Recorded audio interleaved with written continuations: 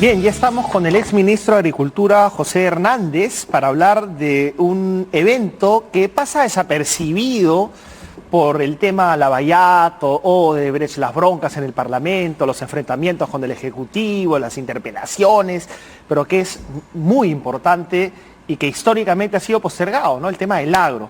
El lunes 13 comienza un paro agrario en 14 regiones del país, con consecuencias que implican, por ejemplo, la paralización turística de Cusco en términos de que la gente no va a poder ir a Machu Picchu, entre otras cosas, ¿no? Entonces, es un evento de suma gravitación que no estamos poniendo en la agenda. Por eso lo hemos invitado para que nos explique qué está en juego con esta medida. Sí. Buenas noches. Buenas noches, gracias por la invitación, René. Y voy a tomar algo que dices, justamente, muchas veces se piensa, y sobre todo en el área urbana, el poblador urbano, piensa que el agro no tiene importancia. Y el agro es gravitante, no solo porque aporta el 70% que consumimos los más de 31 millones de habitantes, ¿no? Sino que de cada 100 trabajadores, entre 25 a 30 se ocupan en el agro. O sea, empleo y sustento. Sustento, más las exportaciones, las agroexportaciones, que esperemos que el 2021, como es la meta que trazamos al inicio de este gobierno, se lleguen a los 10.000 millones de dólares. Entonces, eso es la importancia. Claro, entonces, ¿no? ¿Por qué están reclamando? Entiendo que hay un problema con los aranceles, ¿no? Que sí, es impuesto a los productos que compiten con los nacionales que ingresan, que importamos y aquí podrían ser más baratos. Exacto. Mi opinión en este tema muy concreto es que se está manejando muy mal. El sector agrario, el Ministerio de Agricultura, ha manejado muy mal este tema. ¿La actual gestión? La actual gestión. Las distintas organizaciones lideradas por Conveagro y la Junta Nacional de Usuarios de Riego están planteando 10 puntos básicos más uno respecto a una norma. De los 10 hay 4 puntos que creo que conviene que tu público lo conozca. Uno de ellos es la modificación de la legislación sobre organizaciones, que tu público lo conozca. Uno de ellos es la modificación de la legislación sobre organizaciones de usuarios. Eso es algo muy importante porque los usuarios manejan una infraestructura que es pública, ¿no? Ese es el primer ¿A qué le llamamos usuario? Los usuarios de riego, todas las juntas de usuarios, las comisiones de regantes, los comités de regantes, todos ellos. El segundo punto es a lo que te refieres, la franja de precios y los aranceles para algunos productos, arroz, maíz, azúcar, inclusive se ha hablado de papa en los comunicados que para que no sean desplazados por los productos importados. Por los productos importados. Pero ahí vamos a eterno debate, ¿no? Porque el consumidor dice, yo prefiero comprar arroz chino porque es más barato. Producto más barato. ¿Por qué tengo que comprarle al peruano? Yo creo que ahí lo podemos comentar de manera muy sucinta en un momento. Y el cuarto punto, el tercer punto, perdón, es el referente al avance de la reconstrucción y a la participación de estas organizaciones en ese proceso descentralizado de reconstrucción. El cuarto punto también se ha hecho público ya, aumentar 1.500 millones de soles al capital de Agrobanco para préstamos a los pequeños agricultores. En cuanto a la franja de precio, que es uno de los aspectos que se ha comentado mucho. Y que es eterno, ¿no? Porque es el debate entre el libre mercado y el subsidio, ¿no? Ahí hay que establecer las diferencias por productos. Por ejemplo, yo participé siendo ministro de Agricultura en una negociación con los arroceros, diciembre de 2017, y acordamos una serie de puntos que lamentablemente no se cumplieron. Después que yo salí, los ministros que me dejó la agenda y no se cumplió Pero nada. Por ejemplo, ahí estamos fomentando el cultivo del arroz en la costa. Seguimos con eso. Seguimos cuando con eso, supuestamente es un error. Pero volviendo a la franja, ¿no? La franja de precios anteriormente se tenía como referencia un precio de arroz de Taiwán, de Tailandia, un arroz barato. Durante la negociación y bajo una propuesta del Ministerio de Agricultura, se subió la franja de precio y el precio piso. Una franja tiene un precio bajo y un precio alto. A este le llaman precio piso y a este le llaman precio techo. Este precio era muy bajo. Este precio se subió tomando como referencia el precio de Uruguay. ¿Ese era el acuerdo? Ese fue el acuerdo, se levantó la franja de precios. Salió usted del gabinete y no se... No se cumple eso, pero no se cumplieron los otros aspectos programas de semillas mejoradas, asistencia técnica, fertilizante, organización, asociatividad, que era parte del paquete para incrementar la competitividad del arroz y hacer un arroz competitivo. Sobre todo, ¿por qué? Porque la propuesta mayor era de los arroceros de la zona de selva. Un arrocero, un productor de arroz, en la selva produce 6 toneladas por hectárea. No puede competir con uno de la costa o del sur, de la costa sur, que produce entre 11 a 13 toneladas por hectárea. O sea, ahí ya está perdido. Más los costos de movilizar el producto hacia la costa. Adicionalmente, el arroz de la selva es más húmedo que el arroz de la costa. Por lo tanto, hay que secar el arroz. Entonces, eso cuesta más. Ahora bien, pero en términos de arancel, yo les he explicado muchas veces a los amigos agricultores y a las organizaciones. En el arroz producimos más de 3 millones de toneladas. El año pasado hemos importado alrededor de 272.000 toneladas.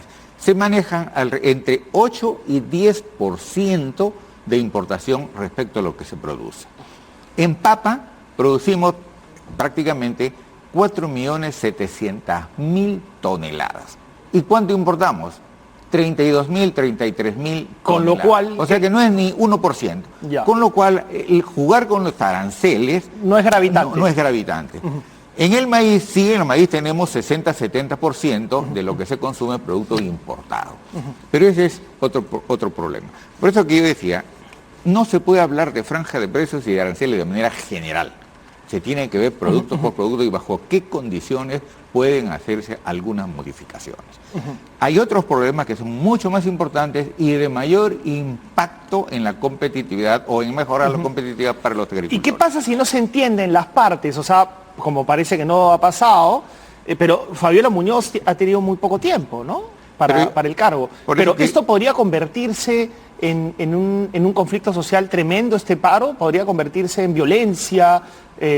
¿Cómo ve no usted? Se le ha dado ¿Cómo importancia realmente? Si un paro es de un día, no se afecta mucho el abastecimiento. Son 14 regiones. De precios. Sí, hay más o menos 10 regiones con las cuales se han comprometido y que pudiera tener cierta relevancia el paro. Hay 4 o 5 regiones más que podían tener un nivel medio y hay algunas otras que están ante la expectativa de ver qué pasa. ¿Usted ve una solución? Yo creo que sí, porque hay puntos que se pueden. Lo que pasa es que si no se maneja bien, si no se conversa con los agricultores, si no se tiene conocimiento del sector... Pero se está haciendo eso o no, ¿se está haciendo eso en este momento? Mire, no se hizo en el momento adecuado y entonces la ministra del sector convocó a una reunión y los líderes de las organizaciones no se presentaron a la reunión, por lo tanto no ha habido discusión. ¿Y por qué no se presentaron?